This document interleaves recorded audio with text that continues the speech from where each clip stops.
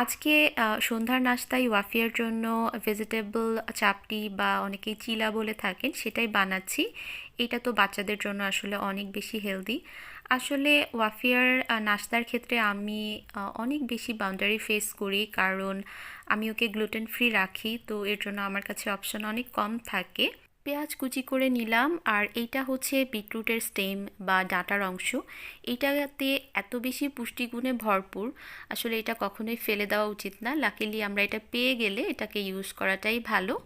এখানে আমি একটু কাঁচামরিচ কুচি করে নিচ্ছি। এই মরিচগুলো তেমন ঝাল না, তো এটা ব্যবহার করছি, আবার খাওয়ার সময় বেছে ফেলে দিব।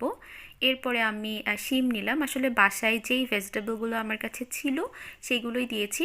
এখানে গাজরটা ব্যবহার করলে আরও ভালো হতো, বাট আমার সেদিন গাজর ছিল না। আর এখানে আমি ব্রকলিটাকে একটু গ্রেটারে গ্রেট করে নিচ্ছি। এতে করে আসলে খুব ভালো করে কুক হয়ে যাবে। আর বাচ্চারা অনেক সময় দেখা যায় যে ভেজিটেবল খেতে পছন্দ করে না, সেই সময় আমরা এইভাবে গ্রেট করে দিলে ওরা বুঝতেও পারবে না। এখানে আমি কিছুটা বিটও নিয়ে নিয়েছি, এটা গ্রেটারে গ্রেট করে নিচ্ছি। আর বাচ্চাদের খাবারে আসলে নিয়মিত বিটটা রাখা ভালো, এটাতে বাচ্চাদের আয়রনের চাহিদাটা পূরণ হয়ে যায়।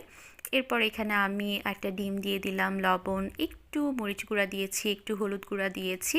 এখন এগুলোকে খুব ভালো করে মিক্স করে নিব। এই ভেজিটেবল চিলাটা আসলে খুবই হেলদি হয়, ছোট থেকে বড় সবার জন্যই। কারণ খুবই মশলা কম, সেই সাথে তেলও অনেক বেশি কম লাগে এটাকে তৈরি করে নিতে।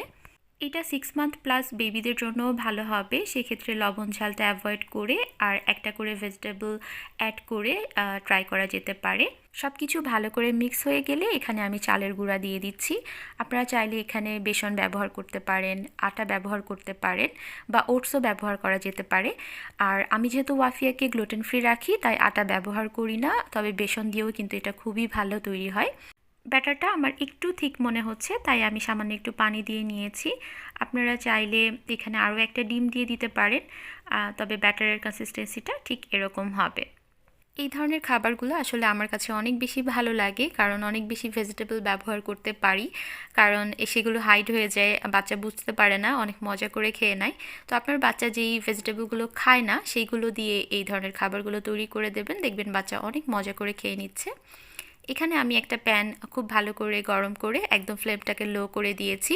এখানে অয়েল ব্রাশ করে এখন আমার প্রয়োজন মতো আমি এখানে ব্যাটারটা দিয়ে দিচ্ছি। আর চুলার ফ্লেমটাকে কিন্তু লোতে রাখতে হবে, তাহলে ভেজিটেবলটা খুব ভালো করে কুক হবে। ঢাকনা দিয়ে ঢেকে এপাশ ওপাশ করে খুব ভালোভাবে কুক হওয়া পর্যন্ত আমি অপেক্ষা করেছি। এরপরে আমি ওয়াফিয়ার জন্য সার্ভ করে নিলাম। রেসিপিটা ভালো লাগলে কমেন্ট করে জানাতে পারেন। আল্লাহ হাফিজ।